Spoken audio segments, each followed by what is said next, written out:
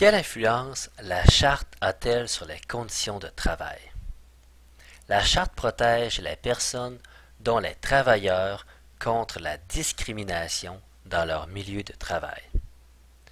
Elle permet la création des syndicats par l'article 2, les libertés fondamentales, comme la liberté d'association et la liberté de réunion pacifique. De plus, elle permet l'équité salariale entre les femmes et les hommes par l'article 15, les droits à l'égalité pour tous. Voici un exemple de l'influence de la Charte sur les conditions de travail.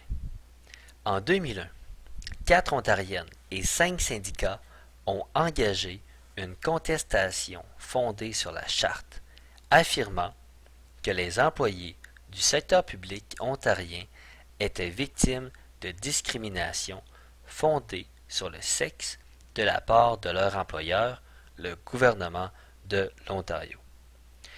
En vertu d'une loi provinciale adoptée en 1993, le gouvernement de l'Ontario devait verser un salaire égal aux travailleuses et aux travailleurs qui possèdent une formation et des compétences équivalentes.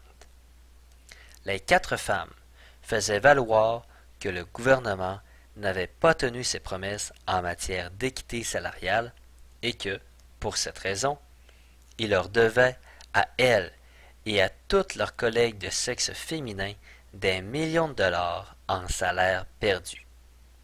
Or, en 2003, avant le début du procès, le gouvernement de l'Ontario a accepté de verser aux employés du secteur public une somme totale de 414 millions de dollars en redressement de paye.